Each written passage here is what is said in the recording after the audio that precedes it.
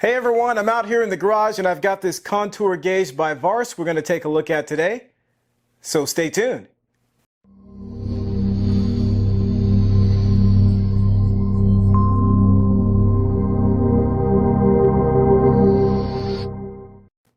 So if you're new to the channel, I just want to welcome you here and hopefully you'll consider subscribing if you like what you see. Also, check out DIY Apprentice on Instagram, Twitter, and Facebook. I post lots of pictures and videos on those platforms before I post anything on YouTube. And occasionally I'll post things on those platforms I don't post on YouTube. Also, check out the website at DIYapprentice.com. So you probably remember several months ago I did a review of a contour gauge by Rack Tools, and I was contacted recently to do a review of this contour gauge by Varsk Tools. So full disclosure, I actually did purchase this tool myself so I could do the most impartial review possible. So let's get into it.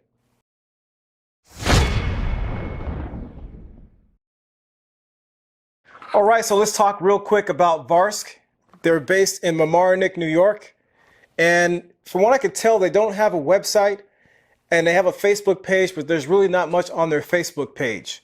This product also is sold on Amazon, so it looks like that's where they sell all their products if they sell other products besides the contour gauge. And the model number on this particular contour gauge is VAR-350, and it is made in China.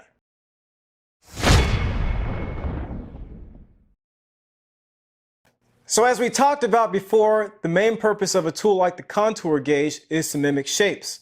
So for example, if you're putting in tile, you want to make sure you contour around certain obstacles in the floor, or also if you're doing auto body repair work, you can use a tool like that to mimic the shape of a panel. And in my case, what I was using the contour gauge for was to mimic the shape of the tub so I could transfer that onto the backerboard material.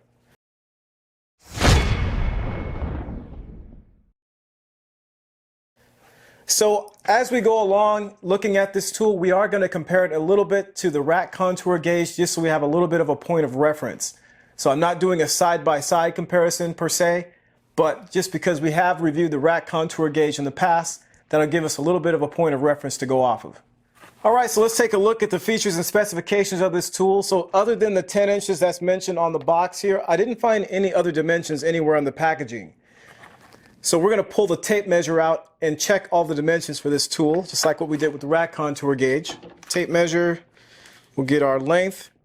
And that looks like about 9 3/4 to me. So it's not quite 10 inches in length. Let's go ahead and check our width. And I'm just going to measure from the underside of the teeth here up to the top of that tooth. And it's around 4 7/8. So that's one thing I really like about this is that it's really long. I'm not sure how much difference that's going to make in most instances, but that's really a nice thing about this tool. And then the height of the teeth is roughly around, looks like about 3/4 inch. So in terms of thickness of the teeth, you can see that there are 160 teeth over the 9 3/4 inches. So just as a point of reference, there are 180 teeth over 10 inches with the Rack contour gauge. So this tool does have an aluminum lock lever right there. That's pretty cool. Again, just for reference sake here, this is how the Rack contour gauge's lock lever operates. This tool also has graduation markers here, so we've got inches right there, centimeters right there, and then it's double-sided. You can flip it over, and you've got centimeters up here and inches down there. Very cool. Also on the back, I think the Rack contour gauge had this also, where you've got these little insets right there where you can probably put something like magnets if you want to use that. Now the one thing I do like about this tool I thought was pretty cool is on the end, you can see right there, and I've got this hex key in my hand here. Right there you can put a hex key in there and tighten this up. So if you really wanted to lock a shape in place, you can do that pretty easily with this tool. It's very, very stiff once it gets locked in place. So right there you put your hex key in, and to tighten this up you turn to the right, and then to loosen it up, make it a little looser, you turn to the left. And there's two of them here, one on each side of this bar. So just for demonstration purposes, I actually have dialed this in a little bit. So I'm going to pull down on the lever, and that does make it a little bit harder to pull the lever down. You can see that. But once it's in there, it is locked in place. That is really cool. I like that a lot. So let's go ahead and give this a quick test, do a couple demonstrations with this tool. We'll do that next.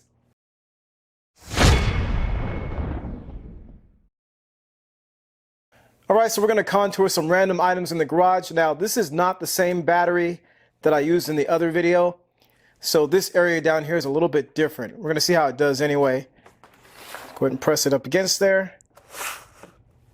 And I'm just going to run my fingers along here. It seems to work best to do this to get an accurate reproduction here. I'm going to go ahead and lock that in place. That's about as good as I think I'm going to get it.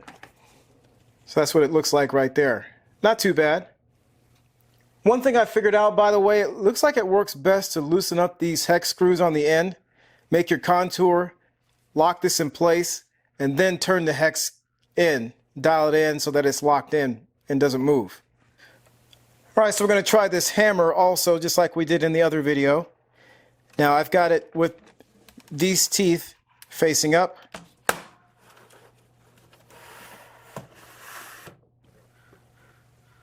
Go ahead and lock that in place.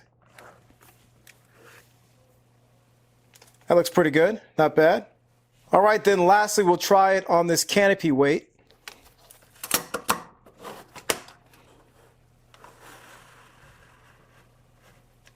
And I'll run my fingers along here. And lock this in place. That's actually not bad. I would rather have seen more teeth to get a really good reproduction, but this isn't bad at all. You could probably play around with this a little bit and get a little bit better reproduction also.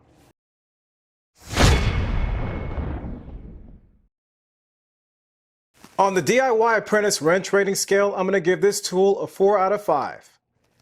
The size of the tool is very good with a length of just under 10 inches and a width of a little under 5 inches. The tool's construction is pretty good. It feels like it would hold up over time. And I especially like the hex screws for tightening the gauge so you don't lose your shape.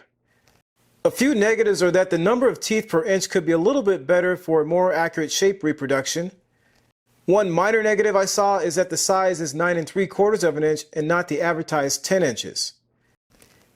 Lastly, like the other gauge, I would like to have seen the graduations in a contrasting color such as white, but I understand that this most likely would influence the cost of the tool. See links in the description below. Comment, like, share, and subscribe to the channel. And don't forget to check us out on social media. And thanks for watching.